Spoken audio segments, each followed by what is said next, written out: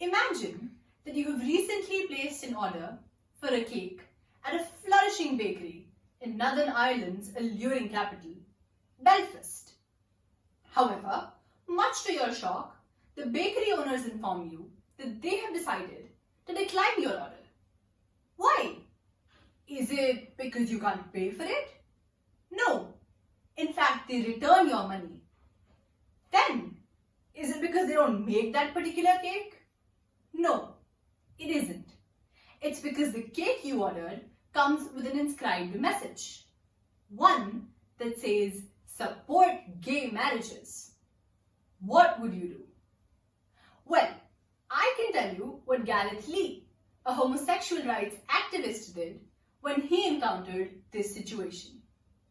He went to the Equality Commission, alleging that the bakery's behavior was discriminatory, one that was biased against his sexual orientation and hence violated his right to equality. The commission agreed and hence took his case to court. Think again now, but this time as the judge presiding over the case. Consider the situation. But before you do, take into account one important aspect: the accused's explanation. The bakery owners make a simple assertion. There was no discrimination, simply because they had nothing against the client, only against the cake. They believe that they only refused to make a cake that supported gay marriages because it went strictly against their religious faith, one that they believed strongly in. They claim to have infringed upon no one's rights, only to have exercised their own religious liberty. How, after all, could they be forced to promote a message that they fundamentally disagreed with? This case presents just one example of the constant conflict that rises between the dominant democratic ideals of liberty and equality. Liberty is the giving of freedom. Equality, putting restraints on it.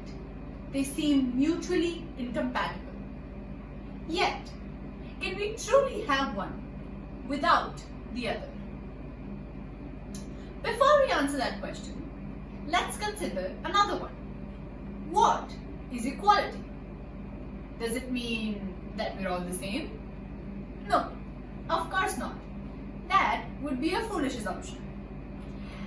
We differ in our needs, our circumstances, most certainly in our wants. The most logical answer would be that equality means that we are same to society. No one human being is above, below, or even different than another, because we all, in the simplest sense, present the same value to society. Just as two lions have the same value in society, as two monkeys have the same value in society, humans are inherently equal because the value we give to society, in our own different ways, is the same. Alright, but then what of liberty? That's easy. Liberty is the freedom to do as one desires. So, if you want to go and have a burger and there is no law preventing you from having a burger, you have the liberty to have one. But, and there's always a but, what if the government issues a decree which forces all burger joints to close? Theoretically, you're still free to go and have a burger. It's just that you won't get one. Do you still think you have the liberty to have one? Probably not.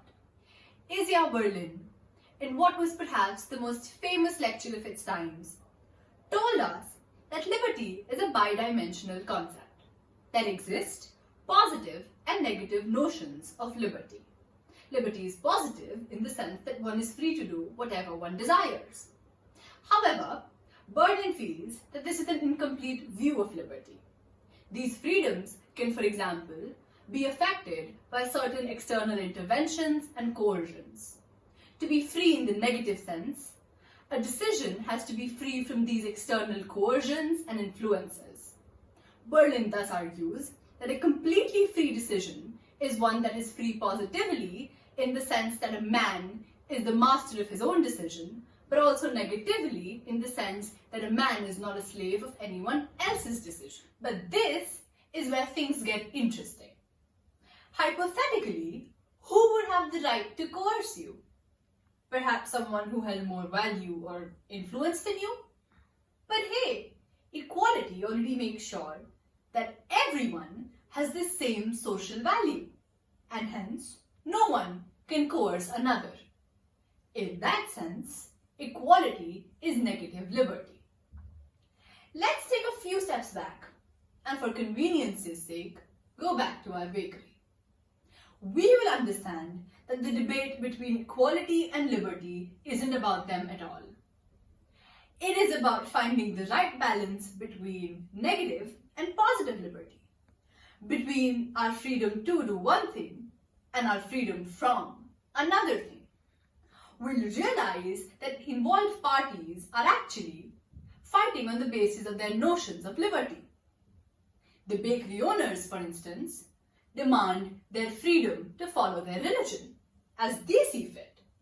Gareth Lee, on the other hand, wants freedom from being discriminated against.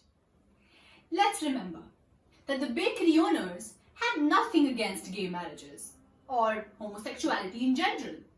They only refused to write that message because it went against their religion. However, by doing so, they violated Lee's negative liberty. Their decision affected Lee's freedom to celebrate his sexual identity. The trickiness in this scenario arises from one important question. Can we, for the sake of upholding one's liberty, give them the freedom to discriminate? At the 1789 United States Constitutional Convention, someone asked Benjamin Franklin what they had made. His reply, "A republic, if you can keep it." A rare few cases, like the one we discussed in this talk, get to see the four walls of a court. A rarer few witness justice. But for most of these cases, we, you and I, are judge and jury. We must decide. There is absolutely no right and wrong.